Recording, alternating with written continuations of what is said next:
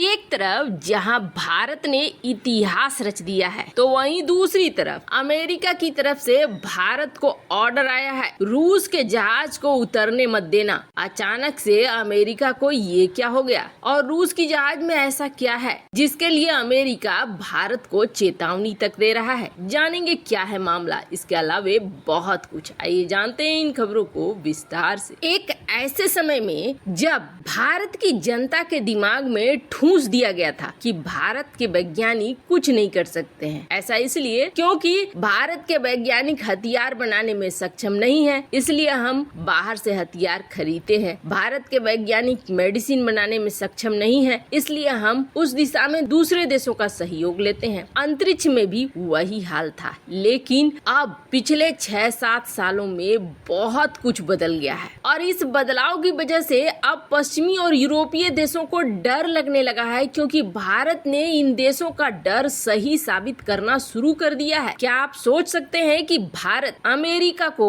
हथियार बेच रहा है? बिल्कुल, कानों को सही सुनाई दे गया। भारत ने अमेरिका तक को हथियार बेच दिए हैं और भारत का डिफेंस एक्सपोर्ट 2020-2021 में 13,000 करोड़ रुपए का रहा है। और आपको बता दें, सरकार का टारगेट है 2.6 लाख करोड़ तक पहुंचाने का, इसे 2047 तक। मतलब अभी जितना हम लोग एक्सपोर्ट करते हैं उसका 20 गुना ज्यादा। ये तो निश्चित है कि ये 13,000 करोड़ अगले 2 साल 2024-25 तक 40,000 करोड़ में बदलेंगे। इसके लिए भी टारगेट को सेट कर लिया गया है। सरकार हर तरह के परिस्थितियों को अपना रही है और सरकार का यही एम है कि 2047 तक भारत का डिफेंस एक्सपोर्ट हो जाए $1 ट्रिलियन का। यानी भारत के 100वें आजादी के दिवस पे भारत का डिफेंस एक्सपोर्ट $1 ट्रिलियन पार कर चुका होगा। और ये मत सोचिए कि भारत सरकार जो ये सोच रही है ये पूरा नहीं होगा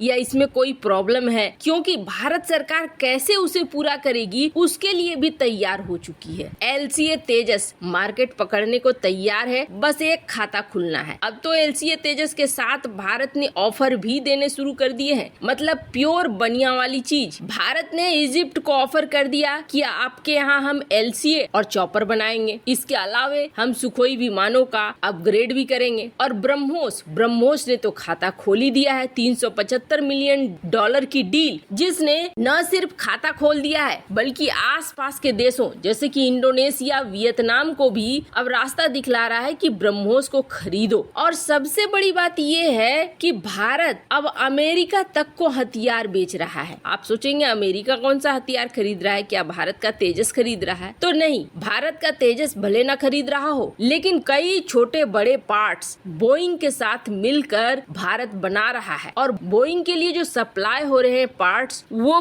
बिलियंस डॉलर के हैं। और आपको बता दें, लगातार छोटी बड़ी कई चीजों के लिए बोइंग और इंडिया के बीच कई छोटी कंपनियों के साथ साथ बड़ी कंपनियों के साथ डील हो रही है। कईयों के तो काम भी शुरू हो चुके हैं। यहाँ तक कि कहा यह जा रहा है कि 1 लाख पार्ट भारत की एक कंपनी ने बोइंग को बेचा भी है। हालांकि ये पार्ट उनका ही है, उनके लिए ही बनाया गया है और उन्हें बेचा गया। ये चीजें बता रही है कि भारत अब डिफेंस मार्केट में इतिहास रच रहा है और जो भारत ने कहा वो करके दिखा रहा है। भारत की नई सोच ने ये साबित कर दिया है कि जो भी उसके बारे में अवधारणा बनी थी वो अवधारणा सब गलत साबित हुई है और भारत बहुत तेजी से आगे बढ़ रहा है। खैर, जहां भारत ये सब कुछ कर रहा है अपनी स्वतंत्र नीति की वजह से, अपनी अलग पॉलिसी की वजह से जो इधर के सालों में भारत ने अपनाया है, तो वहीं अब ये चीजें अमेरिका को अच्छी नहीं लग रही हैं। भारत और रूस के बीच जिस तरीके के संबंध है, भारत रूस से जितना ज्यादा तेल खरीद रहा है। पहले तो ये बात थी, डॉक्टर एस जयशंकर ने ये कहा था कि हम जितना तेल खरीदते हैं उतना तो यूरोप दोपहर तक में खरीद लेता है, लेकिन अब सीन बदल चुका है। भारत सचमुच ज्यादा तेल खरीद रहा है, लेकिन भारत ये तेल खरीदना छोड़ नहीं सकता है। इसके पीछे कारण है। कारण ये है कि हमें अपने देश में महंगाई को संतुलित रखना है। हमें अमेरिका की तरह अपने आप को लुटाकर अमेरिका के लिए ही काम नहीं करना है, उसकी सोच पर काम नहीं करना है। तेल, पेट्रोल और डीजल ये वो चीजें हैं जो सारी चीजों को नियंत्रित करते हैं। इसके दाम बढ़ने और घटने से बाकी सारी चीजों का दाम बढ़ता है या घटता है। ऐसे में भारत भारत सरकार इस पर रिस्क नहीं ले सकती है। हम देख रहे हैं कि किस तरीके से ईंधन नहीं होने की वजह से पाकिस्तान की टेक्सटाइल इंडस्ट्री तबाह हो रही है। बिलियन डॉलर के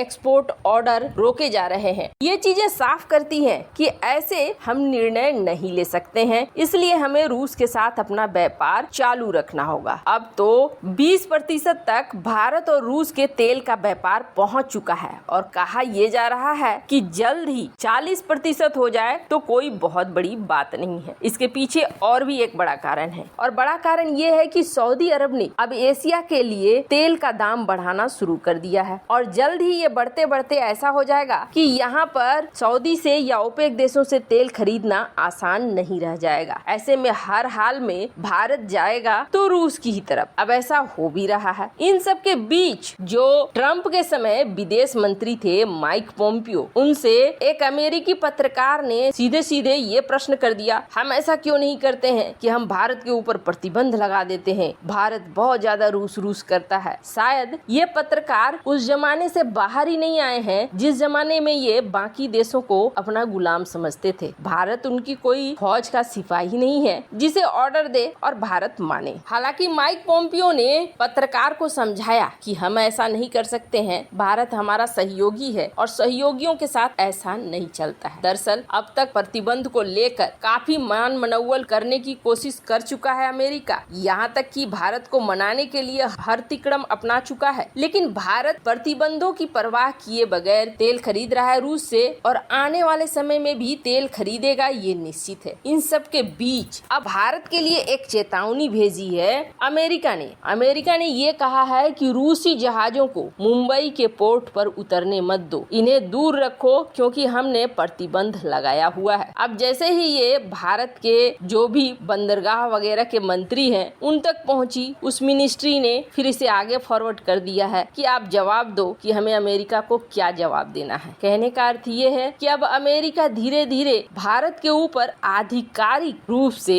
प्रेशर बना रहा है, दबाव बना रहा है ताकि रूस को मदद न जाए। वैसे आपको क्या लगता है, क्या भारत को अमेरिका की बात माननी चाहिए या नहीं? कमेंट कर अपनी राय जरूर बताएं। जल्द मिलते हैं अगले वीडियो में नई खबर के साथ।